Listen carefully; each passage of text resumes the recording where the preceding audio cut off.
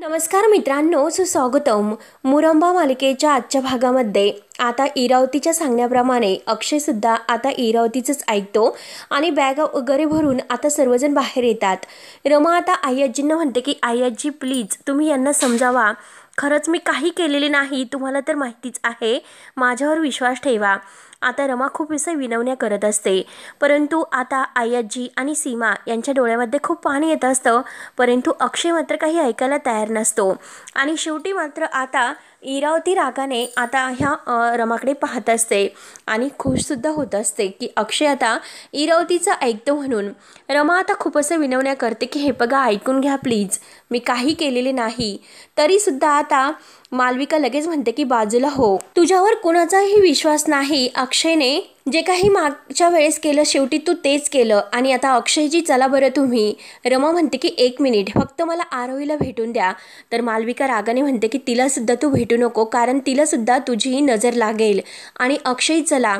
म्हणून मालविका अगदी हक्काने अक्षयवर हक्क गाजवत असते आणि आपली बॅग घेऊन ती आता रागाने रमाकडे बघत तेथून निघण्याचा प्रयत्न करत असते. सीमा आणि आजी मात्र उभे असतात. तर अक्षय आई आणि आजीजवळ येतो आणि म्हणतो की हे बघा आई आणि आजी, चला आपण निघूयात. ह्या अशा माणसासाठी रडत बसायचं नाही, दुःखी व्हायचं नाही, पुढे आपण चालत राहायचं. सीमा म्हणते की नाही अक्षय, मी नाही येणार. आता सीमा ऐकायला तयारच नसते. सीमा घट्ट अशी मिठी रमाला मारते. तर पार्वती आजी रडतच सीमाला चल असे म्हणते. तेव्हा शेवटी पार्वती आजी आणि सीमा या दोघींचा सुद्धा नाईलाज असतो आणि शेवटी त्यांना सुद्धा बॅग घेऊन आता निघावं लागतं. आणि तेवढ्यात इरावती पुन्हा आपली बॅग वगैरे घेऊन बाहेर येते. सगळ्यात शेवट आता ती असते आणि रमाजवळ येते. रमा बिचारी आता खूप रडत असते आणि लगेच तोऱ्यात इरावती म्हणते की अखेरचा, आणि तिला हात जोडून नमस्कार करते.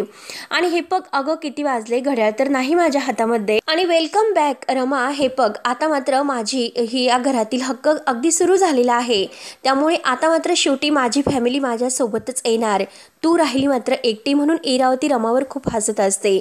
रमा रागाने इरावतीकडे पाहते आणि खूप अशी आता रडत असते. इरावती आपली बॅग हातात घेते आणि अगदी गाणं गुणगुणत म्हणते की सोडून जाते घर. आता रमाला मुद्दाम ती हिणवत असते आणि खोशून हसत असते. त्यानंतर सर्वजण आता बाहेर बाकावर येऊन बसलेले असतात. तेव्हा आता पार्थ म्हणत असतो की कसलीही फालतूगिरी आहे आणि आता आपण कुठे जायचो, कशाला इथे आलो असेल. तारा म्हणते की हो ना, आपण या पाचगणीतच का आलो असेल, काय गरज होती आपल्याला येथे येण्याची, येथे आल्यानंतर आपल्याला ही सगळी अशी अवस्था आपली झाली, काय उपयोग झाला आपला इथे येऊन. म्हणून तारा पार्थ आता खूप असे रागराग करत असतात. पार्वती आजी आता ऐकून घेते. अक्षय मात्र घर शोधण्यासाठी गेलेला असतो, तो अजूनपर्यंत काही येत नसतो. तर इरावती आता डोक्यावर ऊन लागत असल्यामुळे साडीचा पदर घेते आणि म्हणते की अक्षय केव्हाचा गेला, मी त्याला कित्येक असे ब्रोकरचे फोन नंबर दिले होते, इतका वेळ लागतो का येण्यासाठी.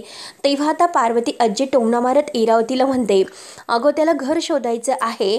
कुठे त्याला घर शोधायचं, घर तोडणं हे सोपं वाटत असेल. तेव्हा मालविका लगेच रागाने पार्वती आजीला म्हणते की ओ पार्वती आजी, तुम्ही असं बोलू नका, तुम्हाला तर तुमच्या नाचसुनेचं फार असं कौतुक आहे, त्यामुळे तुम्ही तर आता गप्पच बसा. त्यावर आता इरावती म्हणते की जाऊन दे अगं मालविका, तिला तर वाईट वाटणारच, कारण लाडक्या नाचसुनेने अचानक येऊन आपल्याला घराच्या बाहेर कसं हकललं आणि स्वतः मात्र त्या घरामध्ये महाराणी होऊन बसणार आहे. तर पार्थ आणि ताराला तेथे नेटवर्क नसल्यामुळे ते पूर्णपणे वैतागून जातात. तेवढ्यात आता अक्षय येतो. इरावती विचारते की सापडलं का घर, मिळालं का काही.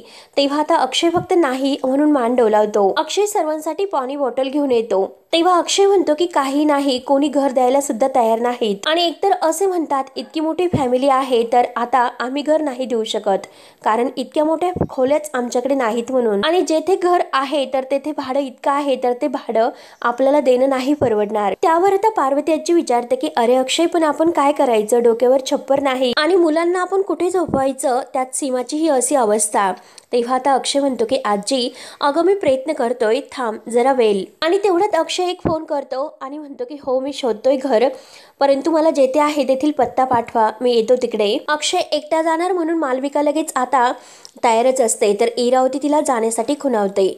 तेव्हा अक्षय जायला निघतो की मी घर शोधून येतो असे म्हणत असताना इरावती लगेच म्हणते की अरे अक्षय, तू मालविकाला घेऊन जा. मालविका म्हणते की हो अक्षयजी, अहो मी येते. तर अक्षय म्हणतो की अगं तू कशाला, तू इथेच राहा. तर इरावती म्हणते की अरे येऊन दे, अक्षय एकटा कुठे तू शोधत राहाशील आणि हे बघ ते येथीलच आहे, त्यामुळे तुला थोडीशी मदत तरी होईल. तेव्हा अक्षय म्हणतो की बरं ठीक आहे. तेव्हा आता इरावती खूप खुश होते कारण मालविका आणि अक्षय सोबत जातात. सीमा पार्वती आजीला विचारते की रमाला आणायला गेला का तो. तेव्हा आता इरावती लगेच म्हणते की नाही अगं, तुझी ती लाडकी सून तिने आपल्याला घराच्या बाहेर काढले आणि स्वतः आता महाराणी सारखी घरामध्ये बसेल. तुझ्या लाडके सुनेला आणायला नाही गेला तो, परंतु तुमच्या दोघींकडे असं बघायला मात्र खूप अशी मज्जा येते. सीमाला राग येतो. सीमा म्हणते की हे बघ, माझ्या रमाबद्दल एकही शब्द वाईट तू बोलायचं नाही. माझ्या रमा आणि अक्षयपासून दूर राहा, तू वाईट बाई आहे, वाईट. म्हणून आता सीमा तिच्यावर धावते. तर इरावती लगेच रागवते. इरावती म्हणते की हे बघ, माझ्यावर हात उगारायचा नाही आणि एक शब्द सुद्धा मला जास्त बोलायचं नाही. तुझ्या नाचसुनेने आपल्याला घराच्या बाहेर काढलं म्हणून ही अशी परिस्थिती आपल्यावर आली. ती बसली घरात आणि तू भासते उन्हामध्ये. तेव्हा पार्वती आजी म्हणते की तू तर ओळखत नाही माझ्या रमाला. अगं, जोपर्यंत आपल्याला घर भेटणार नाही तोपर्यंत ती त्या घरामध्ये पाऊल सुद्धा टाकणार नाहीस. अगं, तिच्यासाठी घर नाही तर तिच्यासाठी शब्द महत्वाचा असतो. आणि तेवढ्यात आता तारा ही खूप चिडत असते. तारा आता पार्थला म्हणते की पाणी दे मला, चल.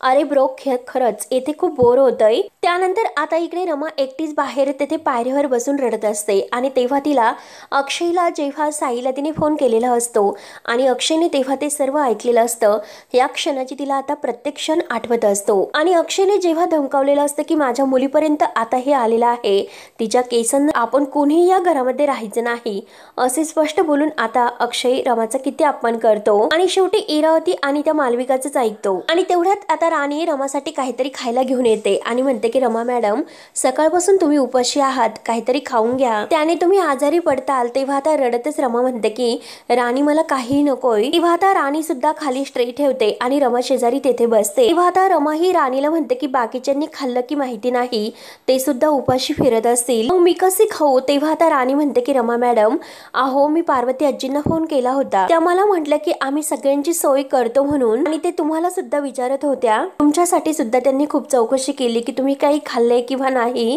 तेव्हा मात्र आता राणी जेव्हा असं म्हणते तेव्हा आता रमा आपल्या डोळ्यातील पाणी पुसते आणि राणीला विचारते की एक मिनिट, तुझ्या फोनमध्ये तर रिचार्ज नव्हता. तेव्हा आता राणी म्हणते की रमा मॅडम, हे बघा, ते इरावती ताई आहे ना, तर त्यांनीच मला तुम्हाला असं सांगण्यासाठी सांगितले होते. तेव्हा आता रमा विचारते की तू त्यांच्यासोबत का गेली नाही. तर आता राणी म्हणते इरावती मॅमनेच मला सांगितले होते की काहीतरी सामान राहिलेलं आहे, ते शिफ्ट करायचं आहे, त्यामुळे तू टेम्पो आला की त्यामध्ये ये म्हणून. आणि हे बघा रमा मॅडम, मला माहिती आहे की तुमची बाजू खरी आहे म्हणून, आणि तुमच्यावर जे संकट आलेलं आहे ते बघून खरंच मला खूप वाईट वाटतं. तुम्ही सगळ्यांसाठी इतकं सर्व काही केलं तरी सुद्धा. तेव्हा आता रमा म्हणते की जाऊन दे, अगं शेवटी माझंच नशीब, आणि राणी त्यात तू तरी काय करणार ग. तेव्हा आता लगेच ही राणी म्हणते की अहो रमा मॅडम, आता तरी आतमध्ये चला, बसा आतमध्ये. तेव्हा आता रमा ऐकायला तयार नसते. रमा म्हणते की नाही, त्यांच्यावर जी परिस्थिती आहे त्याची जाणीव मला आहे, त्यामुळे मी इथेच बसून राहणार. त्यानंतर आता इकडे अक्षय आणि मालविका ते घर शोधत तेथे त्या पत्त्यावर आलेले असतात, परंतु तेथे सुद्धा आता त्यांना काही घर मिळत नाही. तर मालविका खूप थकते आणि अक्षय आता घर शोधत जातच असतो. शेवटी मालविकाला सुद्धा त्याच्या सोबत फिरावंच लागतं. कुठेही घर काही मिळत नसतं. तर इकडे राणी आता रमाला सांगते, रमा मॅडम हे बघा, त्यांच्यासाठी तुम्हाला असं रडून चालणार नाही, त्यांना परत घेऊन येण्याचं काम तुम्हालाच करावं लागेल. जोपर्यंत तुम्ही जात नाही त्यांना आणण्यासाठी तोपर्यंत ते परत नाही येणार. आणि हे बघा रमा मॅडम, तुम्ही आत्ताच्या आत्ता जा आणि त्यांना परत घेऊन या बरं. तेव्हा आता रमा म्हणते की राणी मी नाही जाऊ शकत. तर आता लगेच राणी म्हणते की नाही, तुम्ही जा, माझा ऐका. त्यानंतर आता इकडे मालविकाला तर खूप ऊन लागतं. आता ती पूर्णपणे थकून गेलेली असते, कुठेही घराचा काही तपास नसतो. तेव्हा आता अक्षय आणि मालविका पुन्हा थकून अगदी दमून तेथे येतात. आता एका ठिकाणी येतात आणि तेथील दादांना विचारतात की येथे आम्ही घर शोधतोय, कुठे काही घराचा पत्ता वगैरे आहे का. तेव्हा कोणीही आता अक्षयला नाही म्हणतात. आता प्रत्येक ठिकाणी आता अक्षय घरावाल्यांचा पत्ता शोधत असतो, परंतु पूर्णपणे थकून जातो. एका झाडाच्या सावलीखाली तो आता बसतो. मालविका सुद्धा त्याच्या सोबत असते. घाईने ती अक्षयला पाणी प्यायला देते. शेवटी अक्षय सुद्धा आता तेथून नाईलाजाने निघतो आणि मालविकाला त्याच्यासोबत निघावंच लागतं. ती पूर्णपणे दमून गेलेली असते.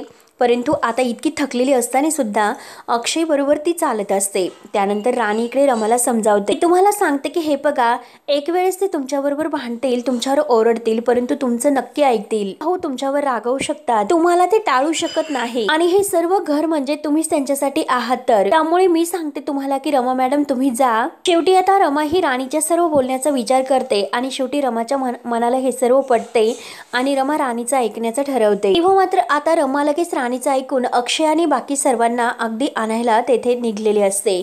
आता ती विचार करतच येत असते। त्यानंतर आता इकडे अक्षय आणि मालविका घर शोधून येत असतात, कुठेही घर सापडत नाही।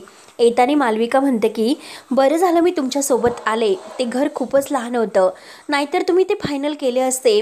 त्यावर आता अक्षय म्हणतो की हे बघ, आज रात्रीच आपल्याला घर मिळायला हवे आणि जर घर नाही मिळाले तर खूप मोठा एक प्रॉब्लेम होईल। तेव्हा आता मालविका लगेच अक्षयच्या हाताला हात लावते आणि म्हणते की अक्षयजी तुम्ही काळजी करू नका, मी आहे ना तुमच्या सोबत, कितीही संकट आली तरी सुद्धा मी तुमची साथ नाही सोडणार। आणि तेव्हा मात्र आता अक्षय आणि मालविका ही समोर असतात। आता याच वेळेस मालविकाची परीक्षा आपल्याला पाहायला मिळते, कारण आता ती म्हणलेली असते की अक्षय कितीही संकट आली तरी सुद्धा मी तुमची साथ नाही सोडणार। तर लवकरच आता आपल्याला बघायला मिळेल, कारण आता ज्या गुंडाला आता ह्या अक्षयने खूप मारलेलं असतं, जेव्हा तो रमाची बॅग घेऊन पळतो तेव्हा, आणि त्याच गुंडाच्या चाकूच्या वारामुळे अक्षयच्या हाताला लागलेले असते आणि समोर आता तो पत्त्यांचा डाव आपल्या तेथील गुंडांसोबत खेळत असतो, आपल्या मित्रांसोबत।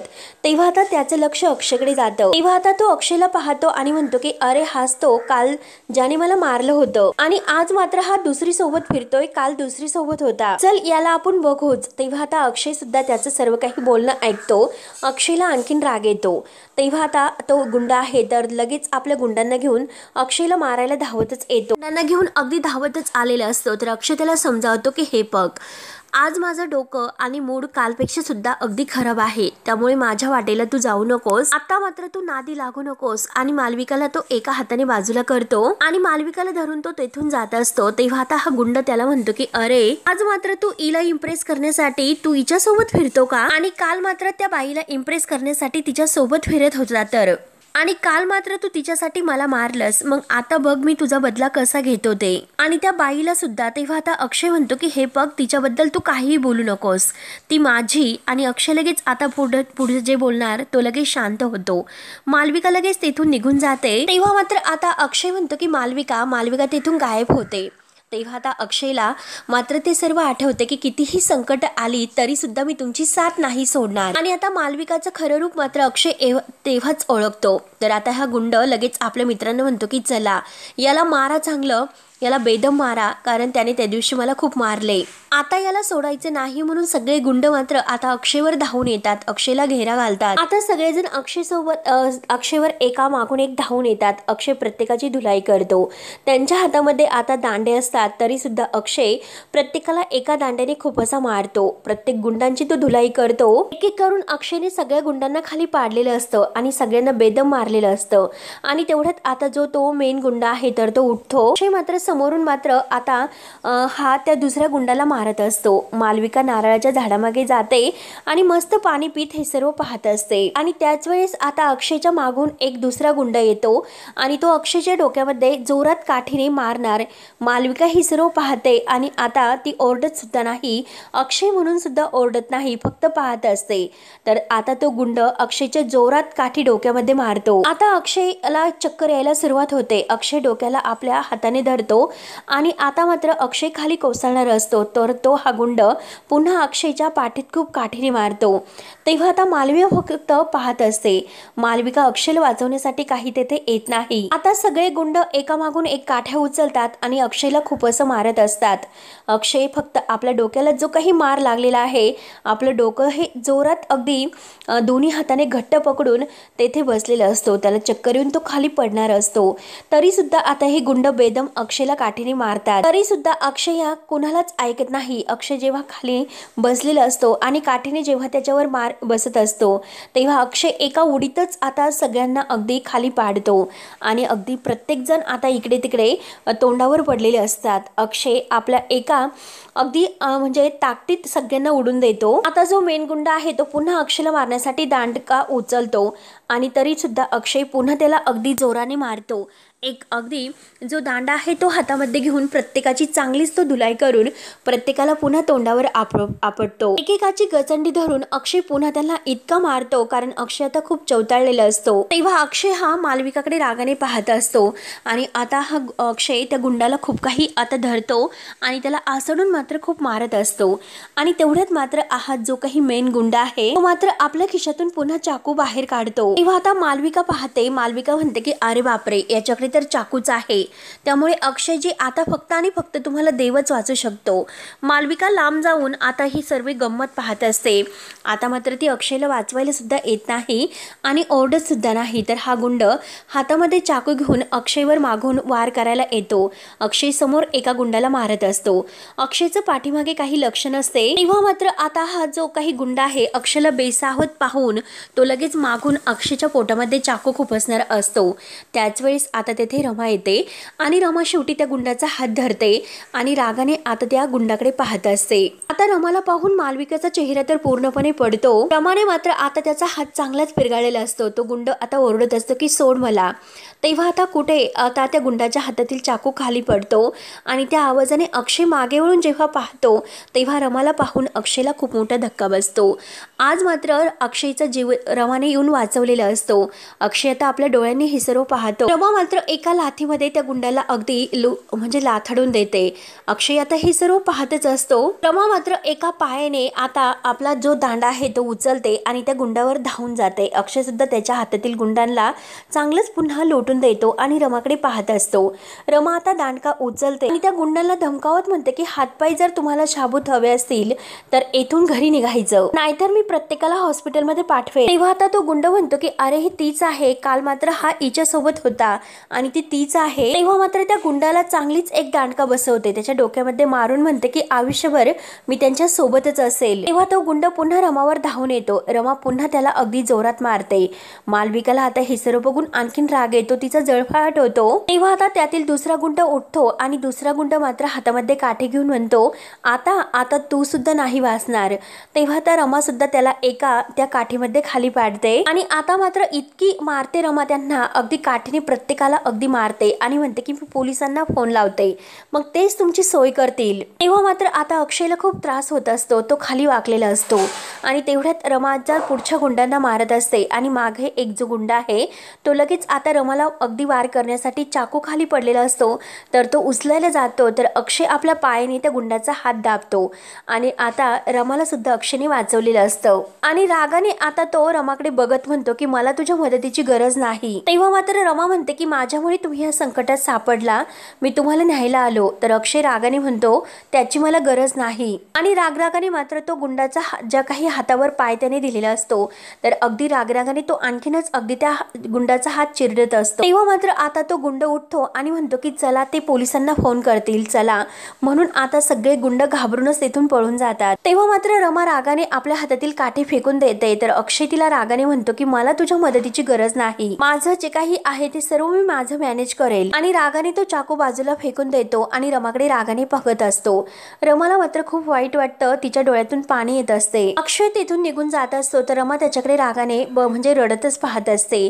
तिला अक्षयची खूप काळजी वाटते. अक्षयच्या हाताला पट्टी वगैरे करून आता अक्षय पुन्हा तेथे आलेला असतो. अक्षयला खूप त्रास होत असतो तर सीमाला त्याचा त्रास सहन होत नाही.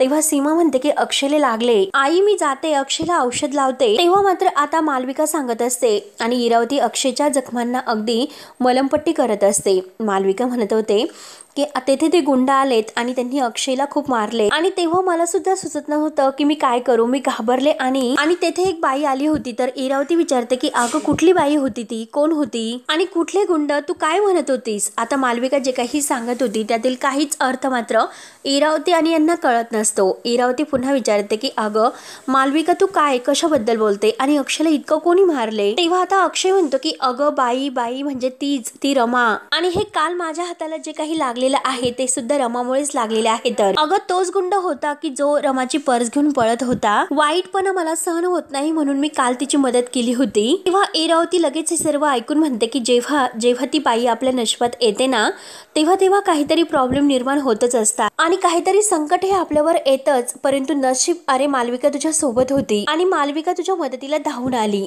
तर पार्वती आजी म्हणते की शक्यच नाही, ती तरी काय मदत करणार, तिने काही मदत केली नसेल। तेव्हा आता अक्षय म्हणतो ती तेथे होती आणि ती पॅनिक झाली आणि तेथून ती पळाली। तेव्हा मालविका म्हणते की नाही मी जाणारच होते, फोन करणार होते। तर अक्षय म्हणतो की तेवढ्यात मदतीला रमा धावून आली। आता रमा धावून आल्यानंतर पार्वती आजी आणि आता सीमा या दोघींचा चेहरा लगेच खुलतो।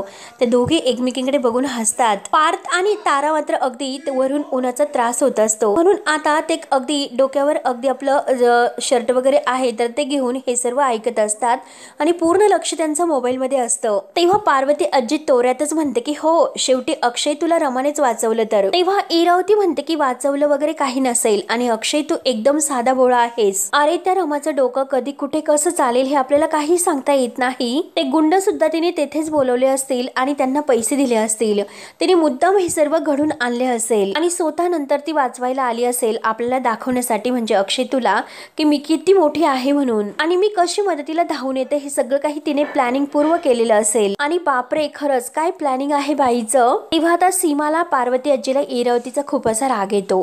सीमा तर अगदी रागाने दात खात इरावतीकडे पाहत असते। तेव्हा मित्रांनो शेवटी हा भाग येथे संपतो। पुढील भागामध्ये रमा पुन्हा त्यांना काही घर मिळत नाही, शेवटी ते तेथेच झाडाखाली बसलेले असतात। रमा तेथे येते तर इरावती रमाचा अपमान करते की आम्ही रस्त्यावर राहू खाऊ पिऊ परंतु तुझ्या घरी मात्र आम्ही नाही येणार। तेव्हा आता रमा म्हणते की मी हात जोडते तुमच्या समोर परंतु प्लीज तुम्ही घरी चला। तर अक्षय म्हणतो की नाही शेवटी तू आम्हाला घराच्या बाहेर काढलंस। तेव्हा मात्र आता रमाला खूप राग येतो। रमा रडतच तेथून जायला निघलेली असते आणि तेवढ्यात आता वाटेत एक असे जुगतीन आता एका झाडाखाली आपल्या जे काही तेथे देव आहे तर तेथे बसलेली असते। आई अंबाबाईचा उदो उदो असं ती करते आणि तेवढ्यात रमा रडतच तिच्याजवळ येते। तेव्हा ती जोगतीन म्हणते की रडू नकोस, तू ज्या काही सीमा ओलांडल्यास त्या बरोबर आहे परंतु बेसावध राहू नकोस। आतापर्यंत झाली ती फक्त तुझी नांदी आणि आता देवी आईचा भंडारा ती रमाच्या कपाळी लावते आणि हे बघ आज रात्रीपासून तुझी खरी परीक्षा सुरू होणार आहे। तर आणि हे बघ वाईट शक्ती आहे तुझ्या मार्गामध्ये अडथळे आणण्यासाठी तयार असेल परंतु आई अंबाबाई तुझ्या सोबत आहे। आणि जेव्हा रमा हात जोडते मागे वळून पाहते तेव्हा ती जोगतीन सुद्धा तेथे नसते, ती गायब होते। मग देवी अंबाबाईचाच आज हा एक खूप मोठा चमत्कार रमाला झालेला असतो। रमा विचारायला जाते की कसली परीक्षा आणि मागे वळून पाहते आणि रमा आता तेथे कोणी नसते आणि विचार करते की नक्की रात्री काय होणार आहे असं। तेव्हा मित्रांनो पुढे काय होईल हे बघण्यासाठी आपल्या चॅनलला नक्की सबस्क्राईब करत राहा। धन्यवाद।